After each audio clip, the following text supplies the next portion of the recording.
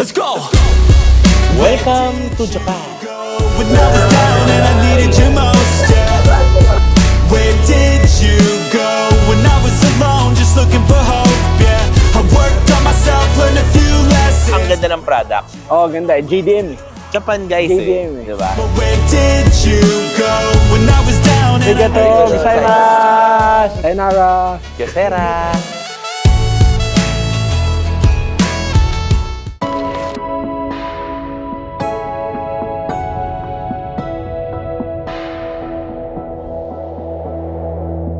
Asa airport na ako.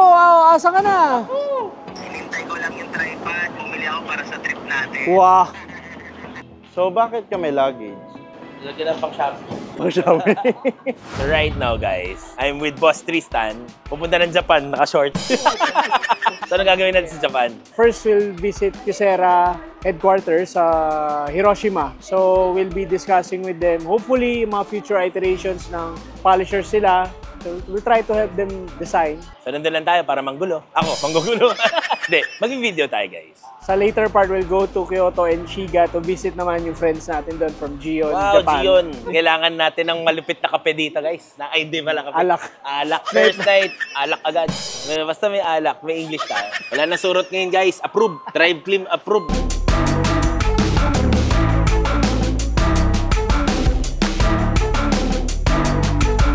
Future partner shop. So guys, pagkapunta kayo ng Japan, huwag na kayo magdala ng deodorant guys. Hindi naman kayo papawisan doon. Siya lang yun. Ako, may dala ako. Huwag ka na rin kaya mag-toothbrush, Mark. Ay, sorry. Hindi ako nakapen.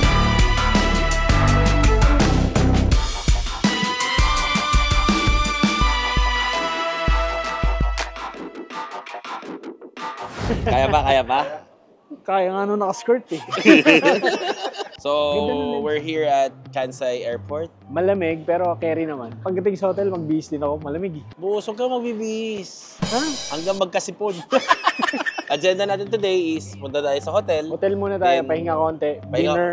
dinner. Bubulit rin tayo bukas. Pasyal tayo konti mamaya, tingnan natin kung anong pwede natin. Loosen up lang muna tayo mamaya. Saan O sila? makatikim Andun ba ng sila? pagkain ng hapon.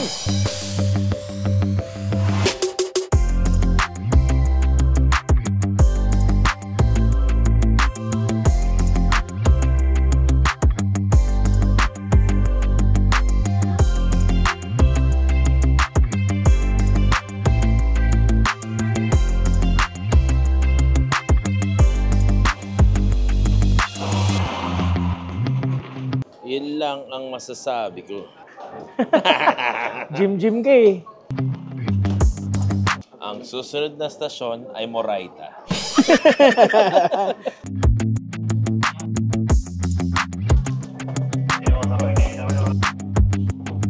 Welcome to Japan. Gago, lamig. Sabi nga niya, di ba? Parang Baguio lang. Sana huwag kaya. Tangin na gago, lamig.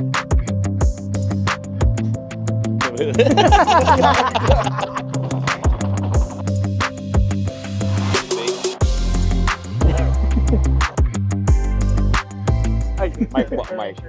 Siya si Mark, si Cedric.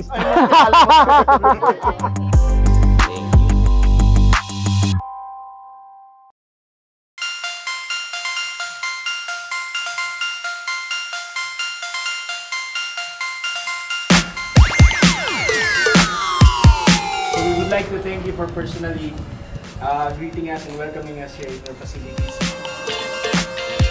So right now guys, nandito tayo ngayon sa Hiroshima, Kyocera guys. Saan tayo nakakarating? Kaya Kyocera means Kyoto Ceramics. Nandito tayo ngayon to explore the company And and learn more about the brand. Maganda alam mo yung pinanggalingan din, yung roots ng brand.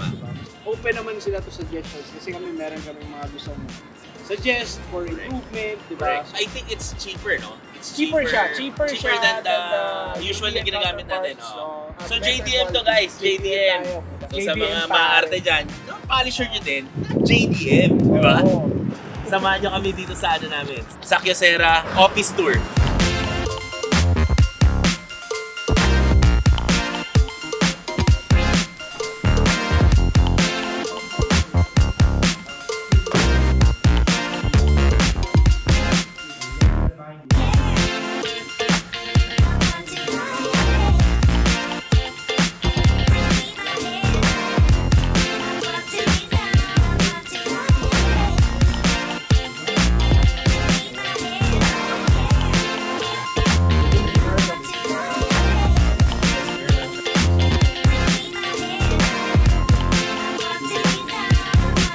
So guys, plant tour na tayo. Kasi ano yung Sarap magtrabaho dito. Hindi ka pwedeng tatamad-tamad.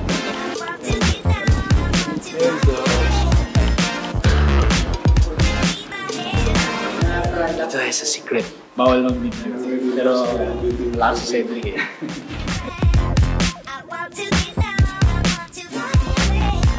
ADM number 1.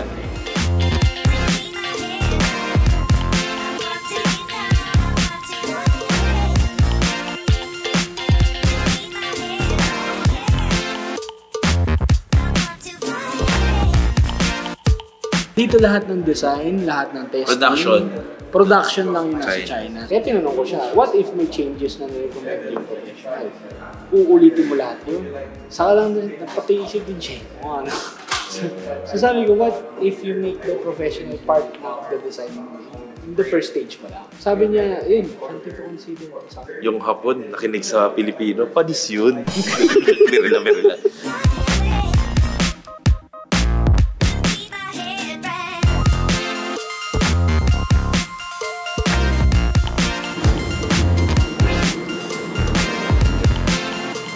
Pinong Lake. Sarap ng pako. Parang kailangan ko ng bagong sapatos. So right now guys, nandito kami ngayon sa Ali Beer guys. Ali Beer. Feeling ko hindi papatok sa Pilipinas to. Dami manginginom ng Pilipinas. Oh, solid. Sarap. Lasing na yung katabi ko. Vitamin talent ako.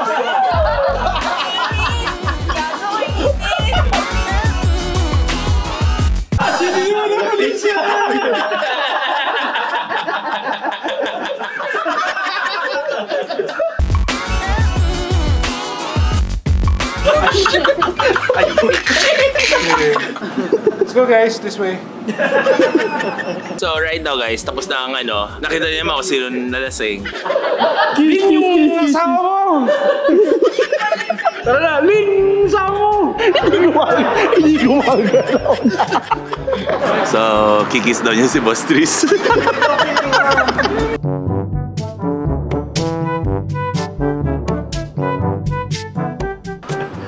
Panoorin lang.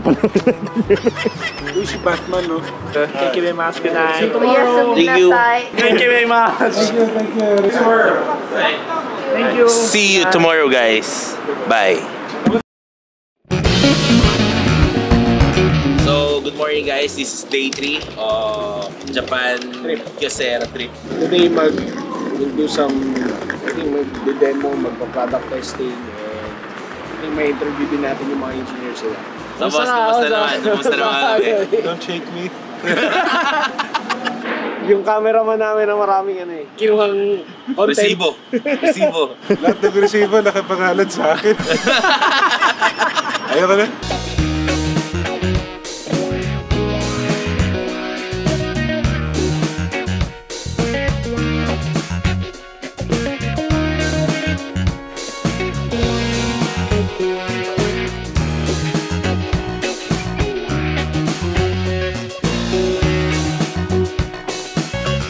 Thank you very much for your time. Thank you. So we'd like to thank the people from Kyocera For having us and for sharing a little bit of insight on how it was, how the polishers work. Thank you guys. Thank you.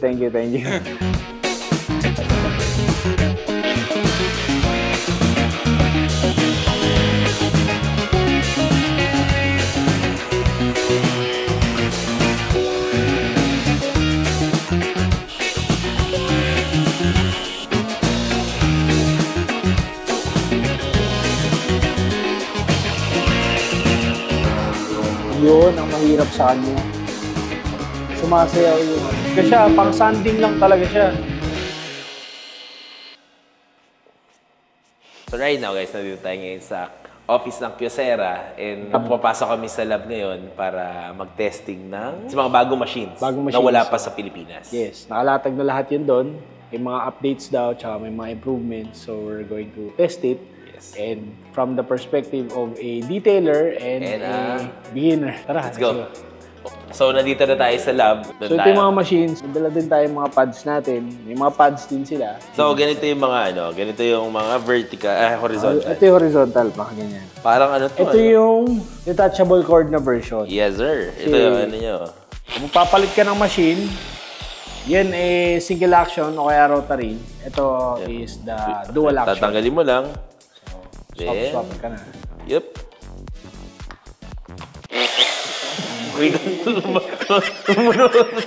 Ito bago rin to eh. Ito yung 5-inch nila na I think this will double as either a sander or a finishing polish machine. So gusto nyo mag-aral ng detailing, meron tayong detailing school sa Parañaque. Sa Manila, sa Philippines. So, follow nyo Drive Clean PH. Yes, sir. Yan, look for Boss Tristan and Boss Rebo. Paano ba ang tamang hawak ng gaganito? Correct kita. Sige. Ang sabi mo sa akin kanina, yung may pilintik para mukhang magaling. Kailangan mo, medyo... Tapos daw yung kamay hindi ganon. Ganon dapat. Tapos yung body lang din gumagalaw. Body mo yung gumagalaw. Guys, walang palang. Teka muna. Pero mali daw yung hawak ko. Hindi yung mali hawak mo. Ang bilis ng machine mo agad. Sorry. So, especially when handling rotary. Doon na tayo sa level 1. Start ka sa level 1. Lowest. Tapos mag-pick up. Pwede ka mag-pick up ng speed. Sige. Habang speed tayo. Wag mo i-on yung machine na nakaangat yung machine at magtatalsikan sa atin. Guys, kung ako sa inyo, payo ko lang, kung magpa-practice kayo ng ganito, try nyo sa kotse nyo. Kanina black na naging gray. Naging gray eh. Oh, di ba? Kanina black yan. Ganon talaga ang turo ng drive green, guys. From black to gray, hindi nyo na kailangan mag-repaint. Para mas madali buhay mo, may lock yan dito eh. Para hindi na kayo naka-trigger. Steady dyan. Yan lang siya, oh. Relax lang. Balikan mo, huwag mong titigasan dito. Habang umano ka niyan, saka ka mag-pick up ng speed. Kung gusto nyong i-detail ko yung kotse nyo, ako pa magbabayad sa inyo. Pero ganyan na yung kulay. Pero ganito yung kulay. From black to gray. Follow nyo rin Kyocera Philippines and we have some mga planned events na coming soon. Kaabang-abang guys. Kaabang-abang. Siyempre, isa pang downside ng cordless polishers, by default, mas mahal yun. This is another option that you can consider. I think ako, i-implement namin to sa shop. Ganda, no? Ganda, pwede rin. Ganda. Tsaka yung presyo niya, guys, palaban. Kumbaga, makatarungan from a business standpoint. Ma-justify mo why you would switch or why you would update your equipment. Tsaka boss, yung kaabang-abang yung package nito, ang ganda. Oo, ganda. Diba? Ganda. Pucha, hindi mo social. Hindi pa tapos yung trip namin. After here, we're going to Gion, Japan. Sa Shiga. So, abangan nyo tong update ng Kyocera. Follow nyo na lang yung page. Arigato gozaimasu. Sayonara. Kyocera.